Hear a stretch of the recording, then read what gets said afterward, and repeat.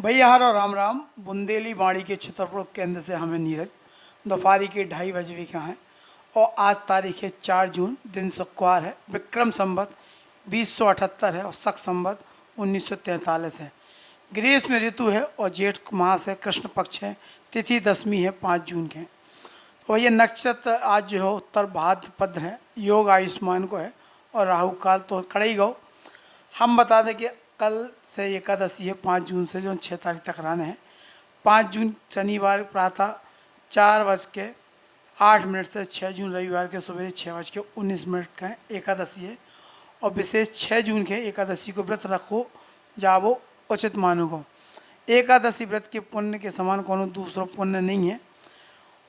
पुण्य सूर्यगण में दान से होता है और कई गुना अधिक पुण्यदायी एकादशी व्रत मानोगो।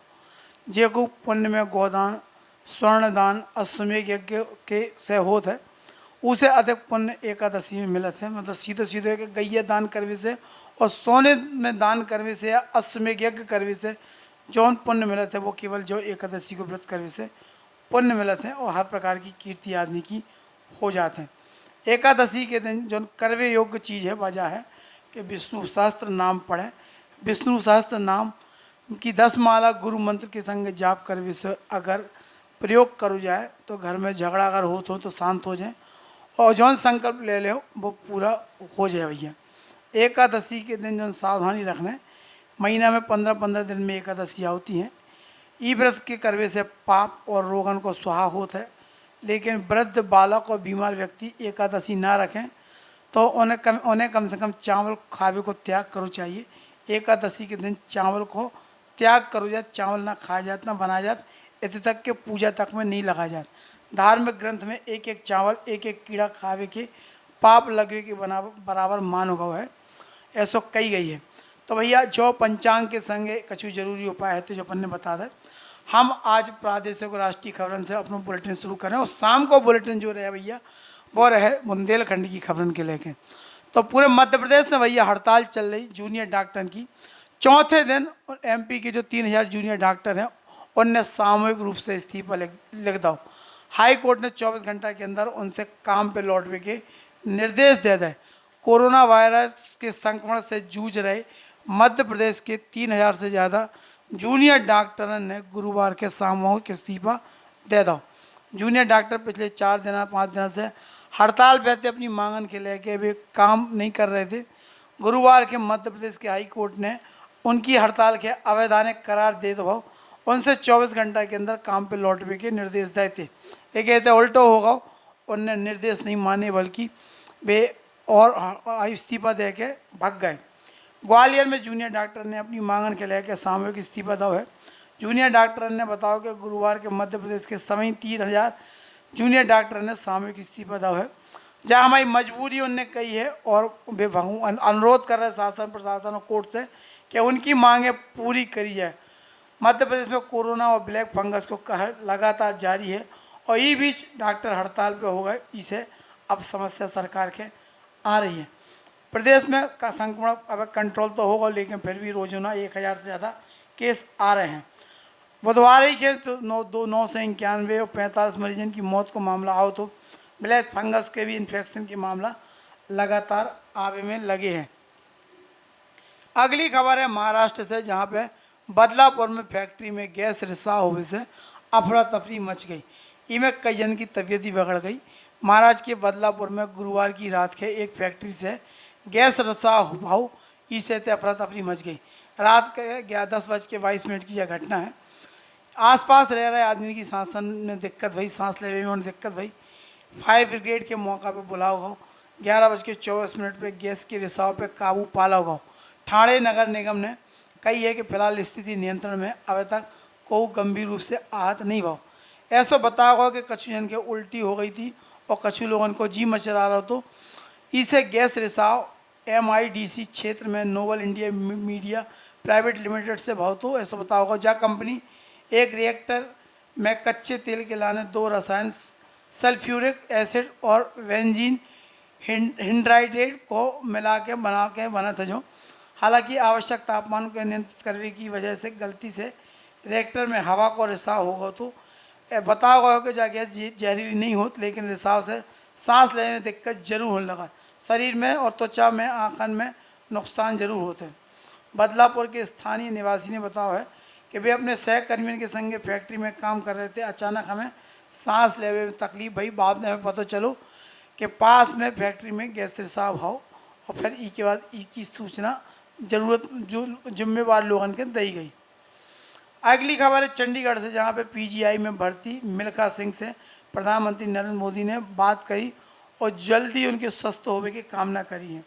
कोरोना संक्रमण की चपेट में आए मिल्खा सिंह के पहले मोहाली के निजी अस्पताल में भर्ती करवाया गया, तो बाद में परिजनों ने उन्हें घर ले जावे की लाने कही थी, वो घर ले गए थे। गुरुवार को उन्हें बुखार आओ के संगे बेचैनी महसूस हुई, तो उन्हें पीजीआई में भर्ती कराया गया। प्रधानमंत्री नरेंद्र मोदी ने उनसे बात करी और उनसे कही है कि भैया तुम अच्छी रखियो तबीयत। फ्लाइंग सिख मिल्खा सिंह की तबीयत खराब होने से गुरुवार के उन्हें भर्ती कराया हुआ, तो शुक्रवार के प्रधानमंत्री नरेंद्र मोदी ने खुद उनसे फ़ोन पर बात करी और स्वास्थ्य की कामना करी।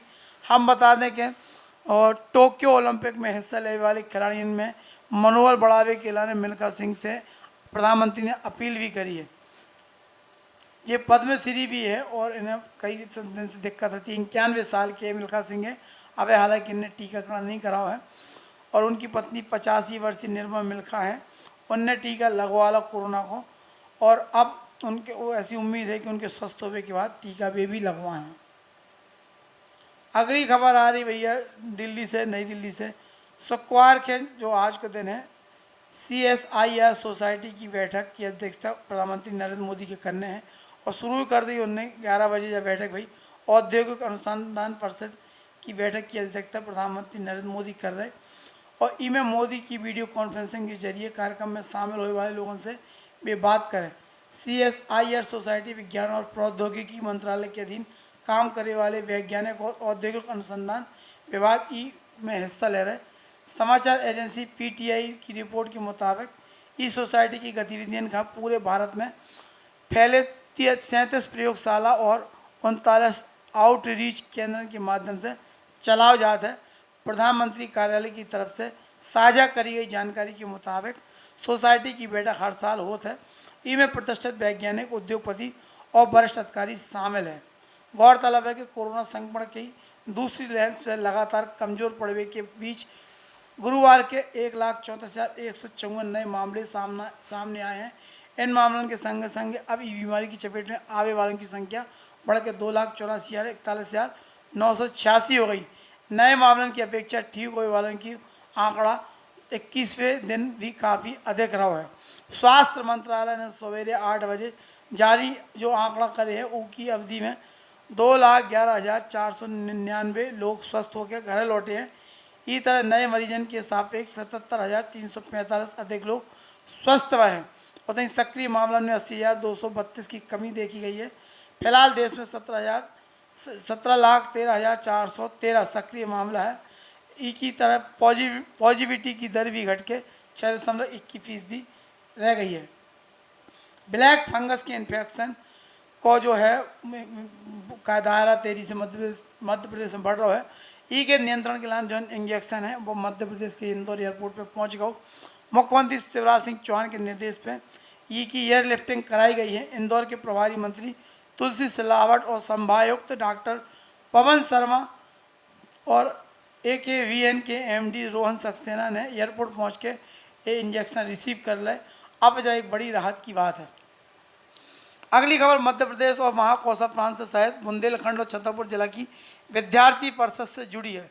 अखिल भारतीय विद्यार्थी परिषद ने एक अनूठा अभियान चलाओ है। कोरोना काल में उनने आपदा में सेवा को अवसर ढूंढो है, और इस दौरान उनने ब्रेक दी चेन अभियान चलाओ। तो ये अभियान के माध्यम से विद्यार्थी परिषद ने गांव-गांव जाके लोगों के वैक्सीन करावे के लिए जागरूक करो, प्रेरित करो, उनको ऑक्सीजन लेवल नापो, टेम्परेचर नापो, पल्स रेट नापो, और उन्हें दवाई काढ़ा भी वितरित करो। छतरपुर जिला में लगभग 11 दिन जो अभियान चलो, जिसमें 44 गाँव से के 2,308 परिवार को से संपर्क करोगा। 8,201 लोगों की स्क्रीनिंग करी गई और 123 परिवारों में दवाई वितरित करी गई। छतरपुर जिला में 11 टोली बना के लगातार 11 दिन तक जो अभियान चला हुआ। ये अभियान की समापन के बाद अब विश्व पर्यावरण दिवस 5 जून के आ रहा हो, तो 5 से 10 जून तक विद्यार्थी परिषद प्लांट फॉर ऑक्सीजन के नाम से एक विशेष अभियान चलावे की तैयारी में है।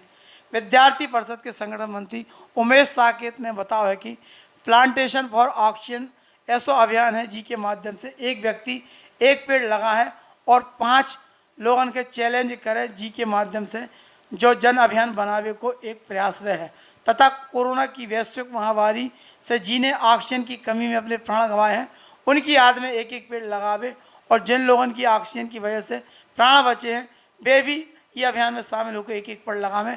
ई के लाने विद्यार्थी परिषद जो महाअभियान चला रही, ये पूरे महाअभियान को जो स्लोगन रखोगा वह रखोगा सांसें हो रही कम आओ पेड़ लगाएं हम। तो अखिल भारतीय विद्यार्थी परिषद की यह सार्थक पहल कल 5 जून से शुरू हो रही और उमेश साकेत के नेतृत्व में विद्यार्थी परिषद की टीम पूरे छतरपुर जिला सहित महाकौशल प्रांत में अलग अलग हिस्सों में जो अभियान चलावे में लगी है। तो भैया आज इतने ही तो लेके अंत में एक वाक्य के संगे हम अपनी बात ख़त्म करें। कैसे जीवन में जो सच्चाई है बाहर निकल जरूरी रहो चाहिए। शाम के बुलेटिन में हम आए हैं लेकिन उसके पहले एक बात जरूर सुन लो समझ लो, शरीर में कौन सुंदरता नहीं होती, शरीर में कौन सुंदरता नहीं होती। अगर सुंदरता होते तो व्यक्ति के कर्म से होते, ऊके विचार से होते, ऊकी वाणी से होते, ऊके व्यवहार से होते, ऊके संस्कार से होते और ऊके चरित्र से होते। जी के जीवन में जो सब है वो इंसान दुनिया को सबसे खूबसूरत शख्स है। तो भैया हम ले रहे विदा। राम राम राम राम राम राम।